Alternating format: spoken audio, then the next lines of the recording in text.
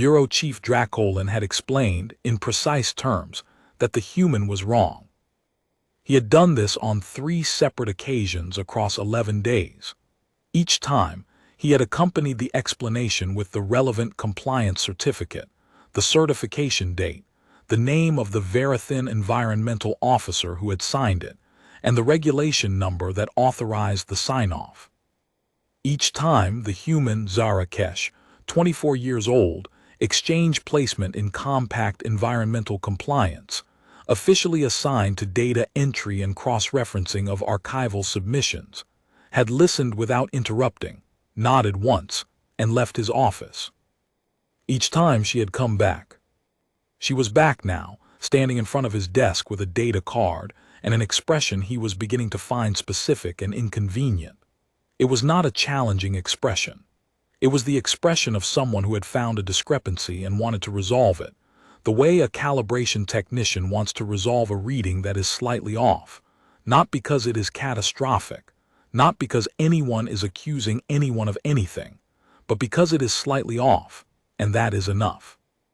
"Bureau Chief," she said, "I have updated the field samples." Dracolin set down his stylus. He was a Verithin, which meant he was built for patience. His species had produced the compact's most decorated administrative caste for 2 centuries, and the administrative virtues his people cultivated ran to composure, precision, and the measured management of exactly this kind of situation. He was also, by any honest account, one of the better bureau chiefs the compliance division had fielded in the past decade. He had closed 14 major certification cycles without a contested finding. He was not accustomed to contested findings. "The Pellavar Basin certification is closed," he said. "It has been closed for 4 months."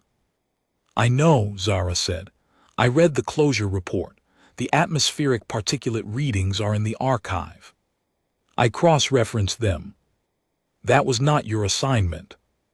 "My assignment is data entry and cross-referencing of archival submissions," she said.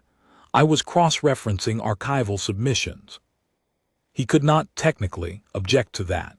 He did not try. The Pellavar Basin readings were collected by a certified atmospheric team using compact standard instruments. The certification was reviewed and signed by Senior Officer Melthkor. It is not a document that requires further cross-referencing. Zara put the data card on his desk. He looked at it. He did not pick it up. "Those are field samples," she said. "Basin Rim, 3 sites collected over 8 days. I used the portable spectral unit from the exchange equipment locker. I calibrated it against the Bureau's own standard before each collection." She paused. "The readings don't match the archive." The phrase was delivered without drama, which was the thing Dracolin found most difficult about her. She was not accusing anyone. She was not raising her voice.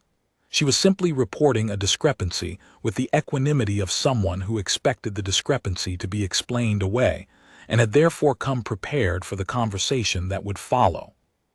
He picked up the data card. The readings were not close to the archive. They were not within any margin he would have called reasonable. They were the sort of divergence that, if a certified officer had produced them, would have required an immediate review of the collection methodology, the instrument calibration, and the environmental conditions at the time of sampling. He had, over his career, seen divergences of this kind. Usually they indicated a faulty instrument or a data entry error. He set the card down with more care than he had intended. "The portable spectral unit in the exchange locker has not been serviced in 18 months, he said. "It is not a compact certified instrument. Its readings are not admissible in a compliance proceeding." "I know," Zara said. "That's why I'm not submitting them as a compliance proceeding. I'm submitting them as a data discrepancy for internal review. There is no mechanism for an exchange placement to submit an internal review request." She produced a second data card. "There is a mechanism for any Bureau staff member, permanent or temporary, to flag a data inconsistency to the chief officer of the unit in which the inconsistency was found. Compact Administrative Protocol, Section 14, Paragraph 9. The exchange placement is classified as temporary bureau staff. Dracolin looked at the second card. He did not take it. He had been in compliance work for 21 years. In that time, he had encountered two types of people who quoted administrative protocol from memory at inconvenient moments: those who had studied the protocol because they intended to do something, and those who had studied it because they intended to stop something from being done to them. He was not yet certain which kind Zara Kesh was. He was becoming increasingly certain she was one of them. "Leave both cards," he said. "I will review the discrepancy." She did.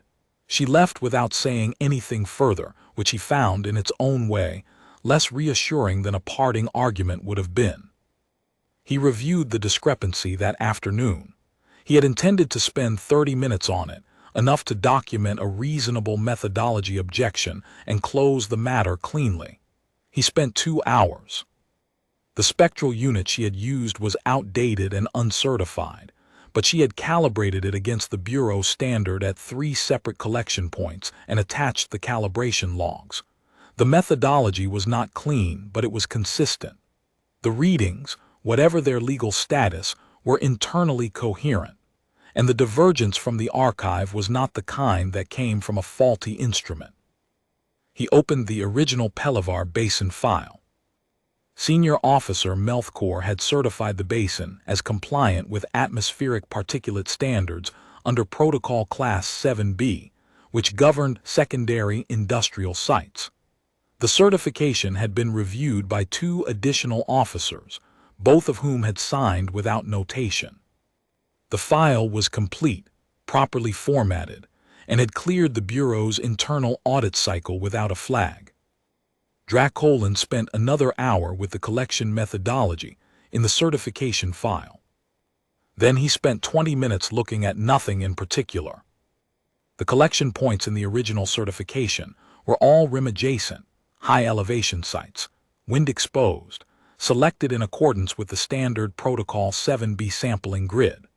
The standard grid was designed for sites where contaminants dispersed evenly.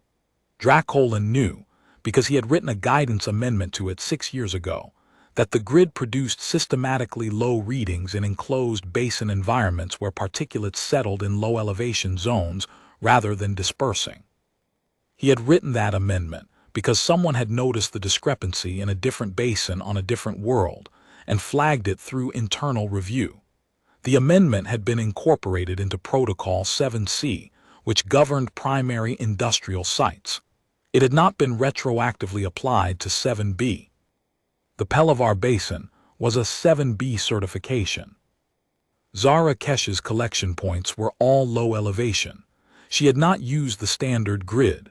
She had, apparently, walked to the bottom of the basin and sampled where the particulates actually were. He called up the exchange placement record. She had a background in environmental chemistry, completed at a university whose accreditation he did not immediately recognize and had to look up. He looked it up. It was accredited. The degree was in atmospheric contaminant tracking, with a specialization in enclosed environment dispersion modeling. He had assigned her to data entry. He spent the rest of the evening reviewing the other 42 certifications Melthkor had signed in the past 3 years. He was not, technically, required to do this. The data inconsistency flag applied only to the Pellavar Basin file. He did it anyway, because he had spent 21 years in compliance work and had learned that the kind of error he was looking at did not usually appear once. He found 9 others. All of them were 7B certifications. All of them covered enclosed basin or valley environments. All of them had used the standard rim-adjacent grid. 7 of them covered sites operated by Verath Industrial Extraction, which had applied for a compact development license 6 months before the first certification was issued. The license required a clean environmental record on all operating sites. The application had been approved. Verath Industrial had begun operating under the license 90 days later. Dracolin sat in his office until the station lights shifted to evening cycle. He was not, by temperament, a person who moved quickly on incomplete information. He had built a career on waiting for the evidence to be complete before acting.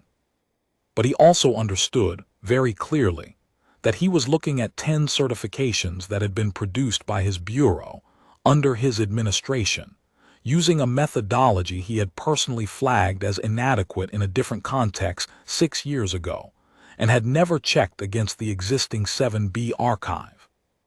And that a 24-year-old human data clerk on a temporary exchange placement had found this by walking to the bottom of a basin with an uncertified spectral unit and a calibration log. He pulled Zara Kesh's work schedule and sent a message asking her to come in at first shift. She arrived 4 minutes early. The collection methodology in the Pellavar Basin certification, he said, without preamble, used rim-adjacent sampling points under Protocol 7B. Yes, she said.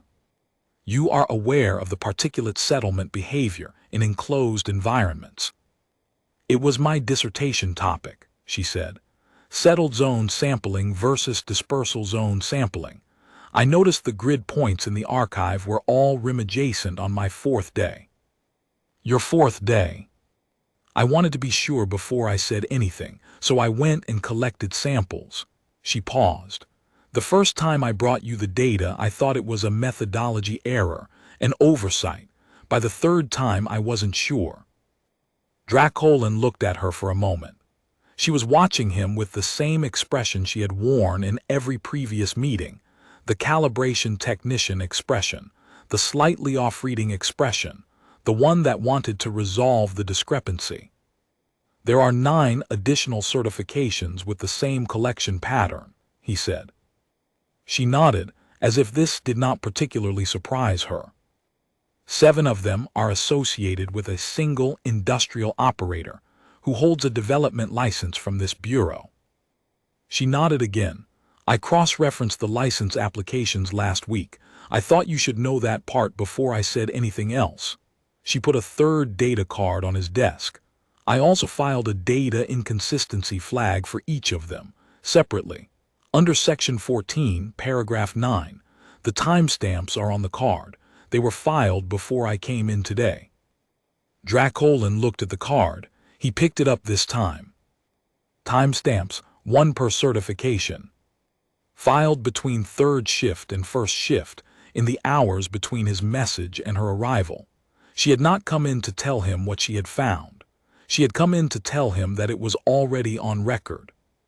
He was aware, in a way he had not been before this moment, that he was dealing with someone who had understood something very clearly. That what a person says and what a person files are not the same thing, and that the filing matters. He spent the rest of that week conducting a formal review of all 10 certifications. He brought in 2 external compliance officers he trusted, did not share the scope of his concern with them before they arrived, and let them work through the files independently. They reached the same findings in 3 days. On the 4th day, he forwarded the complete review to the Compact Oversight Division with his own signature on the transmittal. He noted, in the transmittal, that the initial discrepancy had been identified by a bureau exchange placement, that the data cards were attached, and that the flag filings predated his own review. The Verath Industrial Development License was suspended pending a full re-audit of all affected sites. Melthcore had been retired for 11 months. The retirement paperwork showed no irregularities, but the overlap between the certification dates and the license application timeline would be reviewed. Dracolin had noted that too. He called Zara Kesh back into his office when the transmittal had been acknowledged. The Oversight Division has accepted the review, he said. Your flag filings are part of the official record. The Bureau will be issuing a protocol amendment to 7B. The low-elevation sampling requirement from 7C will be incorporated. She nodded. She was waiting. He had, over 21 years, become reasonably good at identifying the things that needed to be said and saying them without ceremony. "I dismissed your data 3 times," he said. "The instrument was uncertified, so I was not incorrect on that point. But I did not look at what the data was saying before dismissing it. That was an error." Zara Kesh considered this for a moment in the way that she considered things, not rapidly, not dismissively, but with the same attention she gave a calibration reading. "The instrument was uncertified," she said. "I knew that. I also knew that the calibration logs were solid and that the readings were consistent across 3 sites. I was asking you to look at the pattern, not accept the instrument." "I understand that now." "For what it's worth," she said, "I don't think you were covering anything up. I think you just didn't know where she had put the collection points." Dracolian had not expected that. He found that it changed something, specifically in the area of his own estimate of how the conversation would end. "No," he said, "I did not." She picked up her data cards, the ones he had not returned, and stood up. She paused at the door. "The portable spectral unit in the exchange locker," she said. "It's overdue for service by about 18 months. If you request a certified replacement, the exchange program will cover it." She left. Dracolian sat for a moment, then put through the service request. He categorized it as urgent. He also, after a moment's thought, pulled up the exchange placement review form that would come due at the end of Zara Kesh's term and made a note in the professional assessment field. It was a short note. He did not revise it. It said, "She knows where the particulates settle.